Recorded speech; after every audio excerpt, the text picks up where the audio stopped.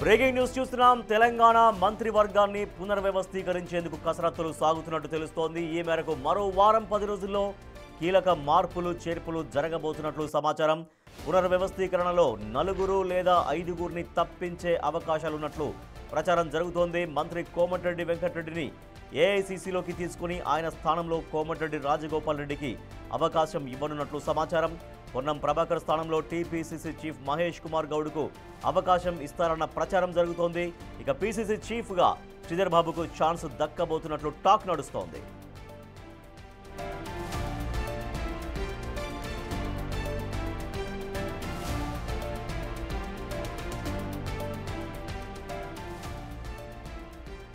తెలంగాణ మంత్రివర్గాన్ని పునర్వ్యవస్థీకరించేందుకు కసరత్తులు సాగుతున్నట్టు తెలుస్తోంది. ఈ మేరకు మరో వారం 10 రోజుల్లోనే చాలా వరకు మార్పులు చేర్పులు జరగబోతున్నట్టుగా సమాచారం. చాలామందిని కొంతమందిని మార్చి ఆ ప్లేస్లో ఇంకొకరిని మంత్రులుగా చేసే అవకాశం కనిపిస్తోంది. సో దీనికి సంబంధించి పూర్తి సమాచారాన్ని మా input editor Pavan sir. Pavan, ఇప్పుడు జరుగుతున్నటువంటి ప్రచారం 10-15 రోజుల్లో తెలంగాణ క్యాబినెట్లో భారీ మార్పులు చూడబోతున్నట్టుగా తెలుస్తోంది. సో ఎగ్జాక్ట్గా ఎవరెవరిని కొత్తగా తీసుకునే అవకాశం ఉందనేది కూడా మనం పేర్లతో సహా మనం చెప్తూ ఉన్నాం. బట్ దీంట్లో ఎంతవరకు వాస్తవం ఉండే అవకాశం ఉంది? దీంట్లో కీలక మార్పులు చోటు చేసుకోవడం తెలంగాణ క్యాబినెట్లో ఖాయంగానే కనిపిస్తోందా?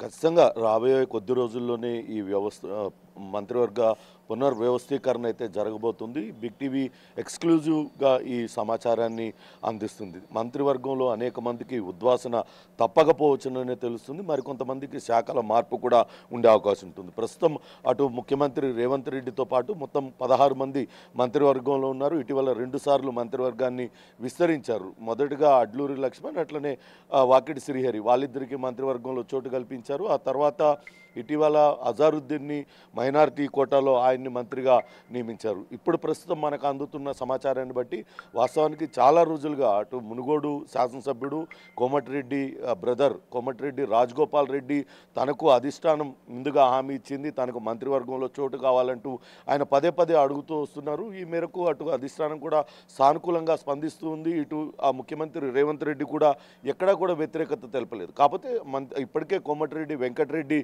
మంత్రిగా ఉన్నారు కాబట్టి అదొకటే ఆయనకు అడ్డంకిగా మారింది. దాంతో అటు పార్టీని ఇటు మంత్రివర్గాన్ని రెండింటినీ బలోపేతం చేసే దిశగా చర్యలు తీసుకోవడానికి ముఖ్యమంత్రి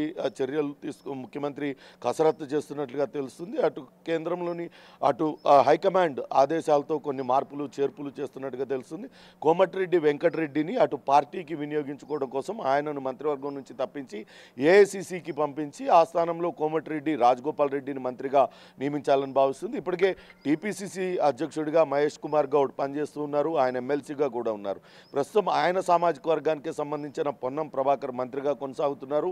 పొన్నం ప్రభాకర్కు ఏఐసీసీ ప్రధాన కార్యదర్శిగా జాతీయ స్థాయిలో ఆయనకు ఎలివేషన్ ఇచ్చి ఆ స్థానంలో మంత్రిగా అదే సామాజిక వర్గానికి చెందిన పొన్నం ప్రభాకర్ని ఆయన తీసుకోవాలని భావిస్తున్నట్లుగా సమాచారం అవుతుంది. ప్రస్తుతం ఎక్సైజ్ శాఖ మంత్రిగా పనిచేస్తున్న జూపల్లిని అక్కడి నుంచి తప్పించే అవకాశం కనపడుతుంది.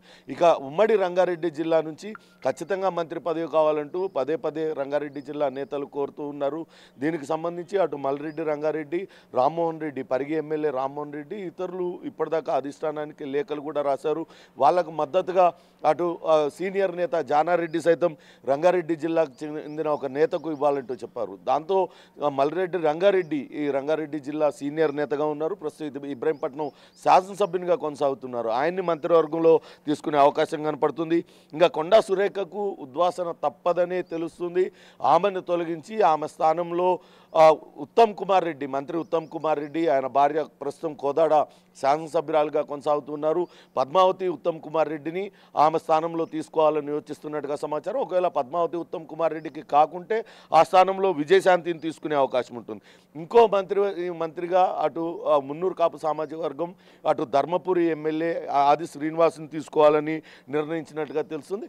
ఇంకా టీపీసీసీ అధ్యక్షుడిగా అటు బాధ్యతలు ప్రస్తుతం మహేష్ కుమార్ గౌడ్ నిర్వహిస్తున్నారు. ఆయన కనుక మంత్రివర్గంలో తీసుకుంటే టీపీసీసీ అధ్యక్షుడిగా ప్రస్తుతం శాసనసభ వ్యవహారాల శాఖ మంత్రి, ఐటీ శాఖ మంత్రి దుద్దిల్ల శ్రీధర్ బాబును ఆ పీసీసీ అధ్యక్షుడిగా నియమించాలన్న ఆలోచన కూడా అధిష్టానం చేస్తున్నట్టుగా తెలుస్తుంది. అయితే వారం 10 రోజుల్లో అని చెప్తున్నప్పటికీ ప్రస్తుతం పంచాయతీ ఎన్నికలు పవన్ అంటే మనం చెప్తున్నట్టుగా మనం పేర్లతో సహా చెప్తున్నాం, చాలా స్పష్టంగా చెప్తున్నాం. బిగ్ టీవీ ఎక్స్క్లూజివ్గా డీటెయిల్స్ అందిస్తున్నారు మీరు కూడా.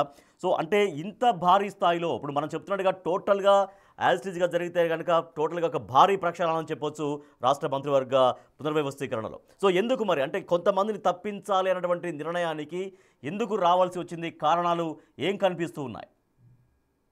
అంటే కొన్ని ఆరోపణల నేపథ్యంలో కొంతమంది వ్యవహార శైలి కారణంగా వాళ్ళని తప్పిస్తున్నారు. కానీ ఇక్కడ రెండింటిని, పార్టీని మంత్రివర్గాన్ని బ్యాలెన్స్ చేసేందుకే ఈ నిర్ణయం తీసుకుంటున్నట్లుగా చెప్తున్నారు. అటు పార్టీని కూడా బలోపేతం చేయడం, రాబోయే ఎన్నికలను యువతను అట్రాక్ట్ చేసే విధంగా పార్టీని ముందుకు తీసుకెళ్లడం కోసమే ఇదంతా కూడా చేస్తున్నారు. యువకుడు గతంలో కరీంనగర్ పార్లమెంట్ స్థానం నుంచి ఎంపీగా పనిచేశాడు పొన్నం ప్రభాకర్.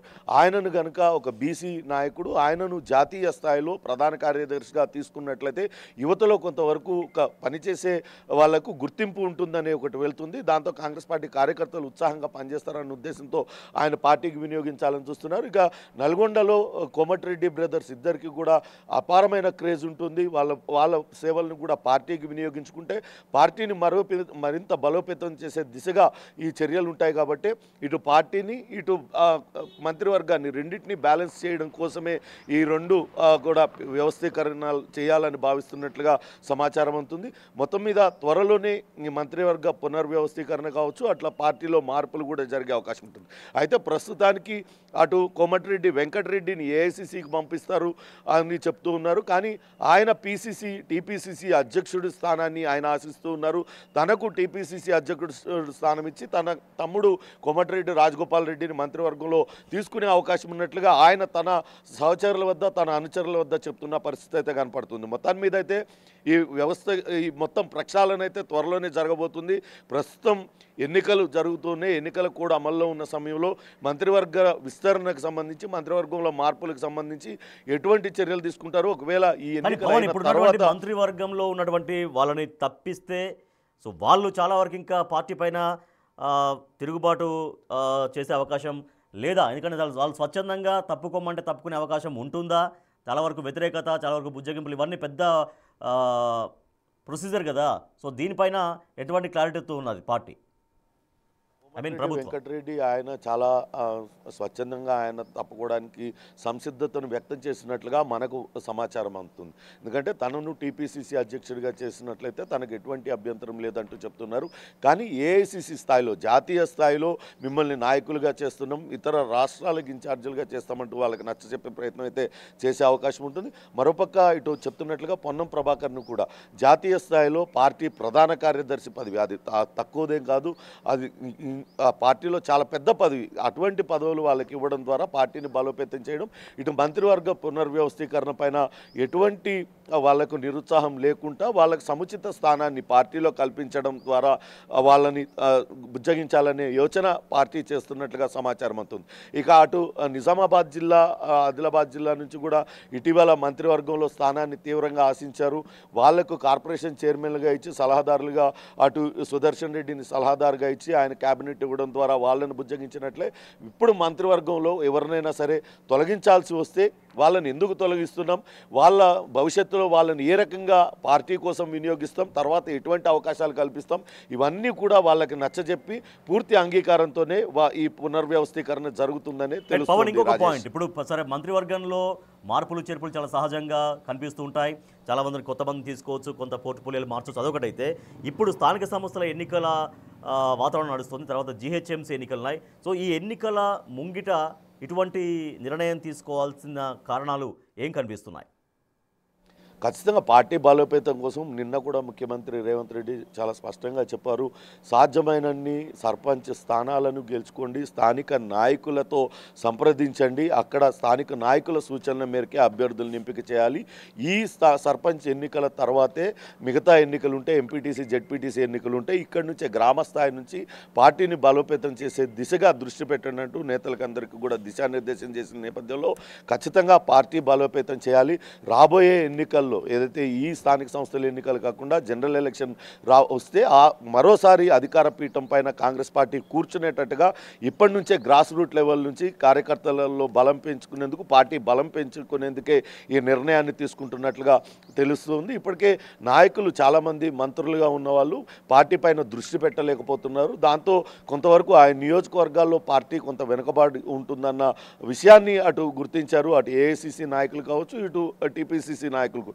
దాంతో పార్టీ పైన దృష్టి పెట్టే విధంగా కూడా కొంతమందిని తీసుకొని వాళ్ళని విస్తృతంగా రాష్ట్ర వ్యాప్తంగా పర్యటించేలా చేయడం, వాళ్ళతో కార్యకర్తల్లో నైతిక స్థైర్యాన్ని పెంచేలా, కాంగ్రెస్ పార్టీ బలం పెంచేలా చర్యలు తీసుకోవాలని అటు పార్టీ నిర్ణయంగా తెలుస్తుంది. అందుకే ఈ మార్పులన్నీ కూడా చేస్తున్నారు. ఇక మంత్రివర్గ పునర్వ్యవస్థీకరణ పైన చూసినట్లయితే కొంతమంది పైన ఆరోపణలు వస్తూ ఉన్నాయి. అటు జూపల్లి ఆయన నిర్వహిస్తున్న మంత్రిత్వ శాఖల పైన అనేక ఆరోపణలు వచ్చాయి. ఆయన మంత్రిత్వ దానిపైన కూడా ఆయన కొంత అసంతృప్తిగా ఉన్నారని వార్తలు వచ్చాయి. కానీ దీనిపైన ఎక్కడ కూడా ఎవరు కూడా బహిరంగంగా స్పందించినప్పటికీ జూపల్లి మార్పు తప్పకపోవచ్చు అనే సంకేతాలు అయితే వస్తున్నాయి. అట్లనే కొండా సురేఖ కూడా అనేక వివాదాల్లో ఆమె తలదూర్చారు, అనేక వివాదాలు ఆమెను చుట్టుముట్టాయి. ఈ నేపథ్యంలోనే ఆమెను తొలగించి ఆమె స్థానంలో మరో మహిళను మంత్రిగా చేయాలని నిర్ణయించినట్లుగా తెలుస్తోంది. రాజేష్.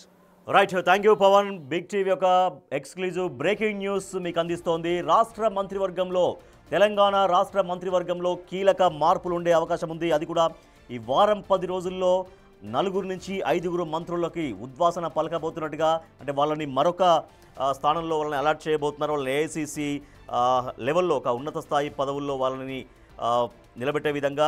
అయితే మెయిన్గా కోమటిరెడ్డి వెంకటరెడ్డి ప్లేస్లో కోమటిరెడ్డి రాజగోపాల్ రెడ్డిని మంత్రిగా చేయబోతున్నట్టుగా తెలుస్తోంది. పొన్నం ప్రభాకర్ ప్లేస్లో అదే సామాజిక వర్గానికి చెందిన ప్రస్తుత పీసీసీ చీఫ్ మహేష్ కుమార్ గౌడ్కి ఆ ప్లేస్ భర్తీ చేయబోతున్నట్టుగా తెలుస్తోంది. మరోపక్క పీసీసీ చీఫ్గా శ్రీధర్ బాబు ఉండబోతున్నారు అన్నటువంటి ఒక ప్రచారం కూడా జరుగుతోంది. మంత్రి కొండా సురేఖ ప్లేస్లో పద్మావతి, అంటే ఉత్తమ్ కుమార్ రెడ్డి సతీమణి పద్మావతి లేదా విజయశాంతికి అవకాశం వచ్చేలాగా కనిపిస్తోంది. జూపల్లి కృష్ణారావుని కూడా తప్పించే అవకాశం ఉన్నట్టుగా తెలుస్తోంది. దీంట్లో క్యాబినెట్లోకి మల్రెడ్డి రంగారెడ్డి అండ్ పరిగి ఎమ్మెల్యే రామ్మోహన్ రెడ్డిని తీసుకోబోతున్నట్టుగా ప్రస్తుతం సమాచారం తెలుస్తూ ఉంది.